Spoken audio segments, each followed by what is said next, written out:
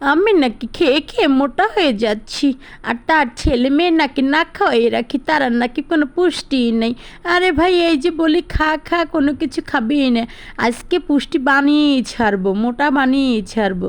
তো দুই রকমের শাক কিনে ভেবেছি ভেজে করে খাবো, তারপরে মেয়েটার ছেলেকে একটু একটু মোটা বানাবো, কোনো পুষ্টিই নেই। তো যাই হোক, দেখেন কিভাবে যুদ্ধ করিতেছি। তো আমার মেয়েটা পুরো একটা বিচ্ছু।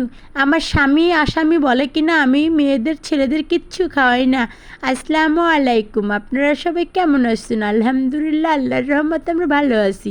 দেখেন পুষ্টির জন্য আমি কি নিয়ে আসছি, এই জায়গায় পুষ্টিকর শাক নিয়ে এসেছি। লাল শাক, ভাত মাখালে পুরো লালটা হয়ে যাবে। তো এর জন্য দেখেন শাকগুলো কিন্তু আমি বেছে নিতেছি। তো শাকগুলো কিন্তু একটু ভালো করে বাছতে হয়, কারণ বৃষ্টির দিনে শাক তো একটু ভালো করে বেছে ঠেছে নিতে হয়, না হলে পোকা টোকা থাকতে পারে আর বালু থাকে। তারপরে শাকটা একটু ভালো করে ধুয়েই নিতে হয়। তো যাই হোক, দেখেন শাকটা কিন্তু আমি সুন্দর করে বেছে নিতেছি। শাকগুলো কিন্তু বাছতে বাছতে আমার অনেক সময় লেগে গেছে। তো যাই হোক, শাকগুলো কিন্তু আমার একে একে বাছা হয়ে যেতেছে। দেখেন আপনারা, আমি আবার একটু চালু করে কাজ করি, কারণ কি একা সব সামলাতে হয়, তো এর জন্যই হাত পা সবসময় নাড়াচাড়া করে নেই। তো দেখেন আমি কিন্তু অন্যভাবে আজকে শাকগুলো ভাজি করিব, যেহেতু তার ছেলে মেয়ে নাকি পুষ্টিকর নাই, এর জন্য পুষ্টিকরভাবে আমি ভাজি করিব। তো কতগুলো পেঁয়াজ নিয়ে দেখছেন আস্তে আস্তে কতগুলো পেঁয়াজ দিছি। পেঁয়াজের কেজি কিন্তু 90 টাকা, তারপরেও কিন্তু আমি কিরপিন পানা করিনি। দেখেন অনেকগুলো পেঁয়াজ দিছি। তো দেওয়ার পরে দেখেন এখন কিন্তু কিছু কাঁচামরিচ নিয়ে আসবো। কাঁচামরিচ 200 টাকা কেজি, তারপরেও কিন্তু একটু বেশি বেশি দিছি, কারণ যাই হোক ঝাল না হলে কিন্তু ভালো লাগবে না। তো এর জন্য দেখেন সব কিন্তু আমি একে একে দিয়ে দিতেছি। তো তারপরে নিয়ে গেলাম শাকগুলা, কারণ আর কিছু না দিলেও চলিবে। তো এখন শাকগুলো দিয়ে কিন্তু আমি উপর দিয়ে একটু লবণ ছিটাই দেবো, কারণ লবণটা না দিলে কিন্তু শাকে পানিও গলবে না, শাকগুলো সিদ্ধও হবে না। তো এর জন্য একটু লবণটা দিয়ে আমি এখন ঢেকে দিব। আর কোনো উপকরণের জায়গায় দিব না, দেওয়ার ভিতরে আর একটু দিতে পারি, মনে পড়েছে একটু দিতে পারি কি যে বলেন তো, একটু রসুন বাটা, একটু মরিচ বাটা। কারণ রসুন বাটা আমি বলেছিলাম না একটু পুষ্টিকরভাবে রান্না করিব, তাই এর জন্য একটু পুষ্টিকরের জন্য রান্না করার জন্য একটু বাটাবাটি মশলা হালকা পাতলা দিয়ে দিলাম। সবসময় তো কোট্টা দিয়ে ভাজি করে খাই, আজকে একটু ভর্তা ভুত্তা ভাজি করিব, একটু বেটে বুটে দিই, কারণ বেটে বুটে দিলে একটু খেতেই অনেক মজাই লাগবে। কারণ এক এক সময় এক এক পদের রান্নতে হয়, সবসময় কি ভাজিতে পেঁয়াজ মরিচ কুচানো দিতে হবে এমন কোনো কথা আছে? আমি এর জন্য কী করলাম, একটু বাটাবাটি দিয়ে দিলাম। তো বাটাবাটি দিলে কিন্তু একটু ভালোই লাগে। তা আমি কিন্তু এগুলো বেটে নিব না, এরমভাবে রান্না করে খাবো। তো দেখতে পাচ্ছেন আমি দিয়ে দিলাম সেই রসুন আর মরিচ বাটা, এটা কিন্তু কাঁচা পাকা মরিচ বাটা। যাই হোক দিয়ে দিছি। দেখেন শাকের কিন্তু কত সুন্দর একটা কালার আসছে, একটু পানিও রয়েছে, কিন্তু আবার একটু দেখেন পেঁয়াজটা কিন্তু সিদ্ধ হয়ে গেছে। আমি এই জায়গায় কিন্তু কোনো পানি ব্যবহার করিনি। তো এখন কিন্তু আমি একটু সয়াবিন তেল দিয়ে দেবো, কারণ তেল তো একটু দিতেই হবে। তো আমি কিন্তু বলেছি না পুষ্টিকর শাককে পুষ্টিকরভাবে রান্না করিব। তো এখন দেখেন একটু জিরা দিয়ে দেবো, কারণ জিরা একটু বাগার দিতে হবে, না অন্য কিছু তার দিব না। তো একটু জিরাই দিয়ে দিলাম। তা আপনারা আবার ভাইবেন না যে এই মহিলা সবসময় কিন্তু জিরা ব্যবহার করে, কারণ জিরায় কিন্তু অনেক উপকার আছে, বুঝতে পারলেন? তো আমি তো ডাক্তার না, কিন্তু শুনি মাঝে মধ্যে জিরা খেলে নাকি অনেক ভালো হয়, হজম হয়। তো একদিন একটু জিরাটা ব্যবহার করিলাম। তা আমি কিন্তু মরিচগুলো এরকম আস্তেই রাখবো, যেহেতু বাবুরা খাবে। তো এরপরে কী করিলাম, এক পদের পুষ্টিকর খাবার খেলে তো হবে না, যেহেতু স্বামী আমার আসামি, আমার সাথে আবার ঝগড়া করিতে পারে। তো এর জন্য আবার কী করলাম, পালানো চলে গেলাম। পালানো চলে যেয়ে দেখি কি বৃষ্টির ভিতরে আমাদের ওই যে চাল কুমড়া শাক আর কুমড়া শাক লাগাইছিলাম না, ওটা দেখি পানিতে তলায় গেছে। পরে কী করি, ওখান থেকে টাকা ওগুলো কেটে নিয়ে আসলাম। তো কেটে নিয়ে দেখেন আমি কীভাবে বেছে নিতেছি, কারণ ডাটাগুলো সুন্দর করে বেছে নিলে খেতেও ভালো লাগবে, একটু নরম নরম শাকতে শাকতে থাকবে, খেতে ইচ্ছে করবে। আর একদম যে ডাটাগুলো রাসগুলো যদি না ফেলে তাহলে কিন্তু এটা শাকতে লাগবে, দাঁতের তেলে বাজলে ব্যথা পাইতে হবে। তো যাই হোক, যারা বাবুরা আবার এগুলো একটু শুলে নিলে বাবুরা খেতে ভালোবাসে।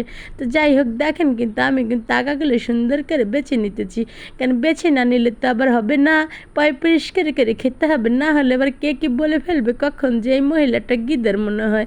তো যাই হোক দেখেন আমি এখন কিন্তু আবারও কেটে নিতেছি, কারণ একটা দুটো আগা নাই, জায়গায় 5-6টা আগা আছে। তো পুষ্টিকর যেহেতু খাওয়াবো আজকে, তো ছেলে মেয়েদের অবশ্যই পুষ্টিকর জিনিস খাওয়াবো। পুষ্টিকর জিনিস খেলে তাদের ছেলে মেয়ের স্বাস্থ্য হবে। স্বামী আমার আসামি শুধু শুধু ঝগড়া করে আমার সাথে। তো চলে আসলাম কিন্তু দেখেন ডাল নিয়ে, ডালও কিন্তু অনেক পুষ্টিকর খাবার। তো আজকে সবই পুষ্টিকর খাবার হবে ঘরের ভিতরে। ভিতরে। তো ডালে কিন্তু আমি দেখেন মরিচ পেঁয়াজ কুচিয়ে দিয়ে দিচ্ছি, আমি কিন্তু ডালটা মাখাই দেবো, মাখিয়ে ঝুঁকিয়ে আজকে রান্না করবো, কারণ ডালটা মাখিয়ে ঝুঁকিয়ে রান্না করলে আমার কাছে অনেক ভালো লাগে। তো এর জন্য আমি মাখিয়ে ঝুঁকিয়ে দেবো। তো লবণটা দিয়ে দিলাম, কারণ কি লবণ কোনো জিনিস না দিলে কিন্তু স্বাদ লাগে না, ভালো লাগে না।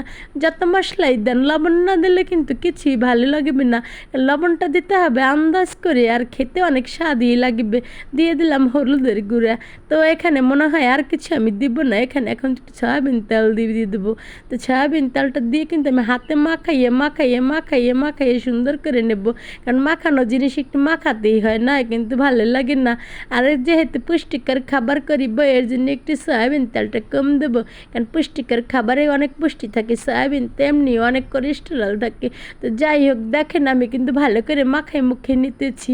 তো আমি কিন্তু একটা মাটির হাঁড়ি আনছি, মাটির হাঁড়িতে রান্না করেছি, কী মজা লাগে। আপনারা আমার মাটির হাঁড়িতে রান্না করে দেখেন কত মজা লাগে, কত ভালো লাগে। তো যাই হোক আমি কিন্তু মাখা ঝাঁকা হয়ে গেছে। তো এখন একটু পানি দিয়ে দেবো, কারণ পানি দিয়ে দেবো তারপরে দেখে এসে নিয়ে এরপরে কী করিব, শাকগুলো কুটেছি না, তো সব শাকগুলো দিব না, কারণ যেহেতু স্বামী আমার আসামি বলেছে তাদের মেয়ে ছেলের নাকি কোনো পুষ্টিই নেই। তো এর জন্য আজকে কিছু রান্না করবো আর একদিনের জন্য রেখে দিব। আর সবসময় তো এরকম হাতের শাক পাওয়া যায় না, এর জন্য কী করিব অর্ধেক দিয়ে রান্না করিব আর অর্ধেক রেখে দিব। তো দেখেন আমি কিন্তু ডাল মাখা জাকা হয়ে গেছে, উপর দিয়ে কিন্তু এখন দিয়ে দেবো। আর মাটির হাঁড়ির রান্না বিশ্বাস করেন এত মজা লাগে, আপনি রান্না করে দেখতে পারেন মাটির হাঁড়িতে কতটা মজা লাগে।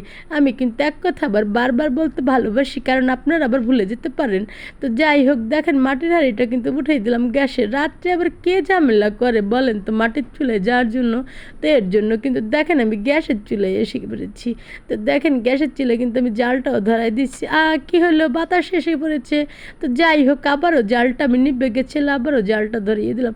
দেখেন এবার মাটির হাঁড়িটা উল্লো করেছি, দেখেন কতটা সুন্দর হয়েছে, খেতে এত মজা হয়েছে আর ঘ্রাণটা এত সুন্দর আসছে। তো এখন কিন্তু সেই খাবার পালা, তো এখন কিন্তু রুশাকে আর কাহাবকে খেতে দেবো। যাই হোক কাহাব কিন্তু এখন খাবে না, কারণ পড়ালেখা না হলে কাহাব রাকাত খাইতে চায় না, রাকাত অনেক পরে খায়।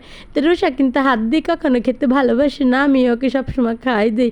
মেয়েটা অনেক ফাজিল, কথা শোনে না, দুনিয়ার বিচ্ছু আমার মেয়েটা, দুনিয়ার দুন্দা, কের সাথে কথা বলে না, আর আমার সাথে খালি সারাদিন ঘরে বসে ঝগড়া করে।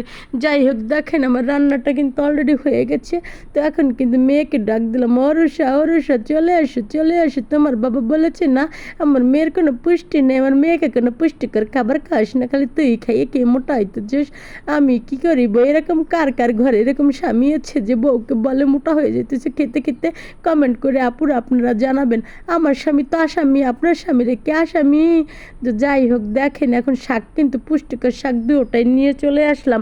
মেয়েকে এই যে গুতাইতেছি গাতাইতেছি রাগারাগি বকাবকি কত কিছু করিতেছি, মেয়ে তো শাক গালাই দিতে চায় না, না না খাবে না, কত কিছু করিতেছি, মেয়ে খেতেই চাইতেছে না। কি আর করিব, দুই মাঝে কিন্তু প্রচুর যুদ্ধ লেগে গেছে, আমার মাথা কিন্তু অনেক গরম হয়ে যাইতেছে, মেয়েকে তো আমি খাওয়াইতেই পারিতেছি না। কি আর করবো এখন, আমার তো ভালো লাগতেছে না, এত কষ্ট করে পুষ্টিকর শাক রান্না করলাম, মেয়ে তো খেতেই চায় না। ওকে আমি এখন কী করিব, মেয়েকে না খেলে আমি এখন কী করিব? হ্যাঁ তার বাবা তো বলে আমি নাকি খেয়ে খেয়ে মোটা হয়ে গেছি, আর মেয়ে তো মেয়ে বলে পাতলা হয়ে গেছে, অনেক কাবু হয়ে গেছে, তো মেয়ে তো খেতেই চায় না। দেখেন কীভাবে দৌড়ে দিচ্ছে, আমি কি আর করিবে, মেয়েটা তো বাড়ি বেয়াদব, কথা শোনে না। কী করিব এই মেয়েটাকে নিয়ে? এই তোর বাবা বলেছে তুই নাকি পুষ্টি নেই, খাবি না কেন? খা খা, খাবি না কেন? খা। তোর বাবা বলেছে না তোর নাকি পুষ্টি নাই, তুই নাকি কিছু খেতে পারিস না, তুই কিছু খাবি না, পুষ্টিকর নাই, খালি শুধু বলে আমি একা একা খেয়ে মোটো হইতেছি। তাড়াতাড়ি খা, খাবি না কেন? এত বকাবজি করলাম, তারপরে মেয়েটা এক লোকমা ভাত অনেক কষ্ট করে দিলাম। কি আর করিব, রুসাব কাহাব দেখে কাহাব এই রুম থেকে অন্য রুমে চলে গেছে। আম্মু আমি এরকম শাকভাজি খাবো না। তো দেখেন খাইতেই পারতেছি না, তো ঠেসে ঠুসে এক লোকমা ভাত গালে দিছি। দেখেন মেয়েটা কেমন করে, মনে হয় কি কেমন করে কি জানি, আর গালে দিয়ে দেখেন তো কান্না করে শুরু হয়ে গেছে, সে শাক খাবে না। আর স্বামী আমার আসামি বলে মেয়েকে পুষ্টি খাওয়াও না। তো দেখেন শাক দিছে তাও মেয়েটা খায় না। এখন আমি কি করিব? তো আপনাদের ঘরে এরকম বিচ্ছু দুই একটা আছে থাকলে কমেন্ট করে জানাবেন, যেরকম দুই একটা বিচ্ছু আপনার ঘরে থাকলে তারা কি শাক খায় না, শাক খায় না। দেখেন কীরকম করে, কী আর করিব, পরে টাস করে একটা লাগাই দিলাম, পরে দিল কাইন্দে। পরে আমি একটু বেকুব হয়ে গেলাম যে কী করি বললাম, দূর পুষ্টি খাওয়াতে যে মেয়েটাকে একটা থাপ্পড় লাগাই দিলাম। তো আমি আর আমার মেয়েটা কিন্তু এখানে একটু অভিনয় করেছি, আপনারা দেখেন আমাদের অভিনয়টা কেমন হয়েছে দেখেন তো। আমার মেয়েটা কিন্তু অনেক সুন্দর অভিনয় জানে। তো আপনারা সবাই ভালো থাকবেন, আমাদের জন্য দোয়া করবেন। আল্লাহ হাফেজ।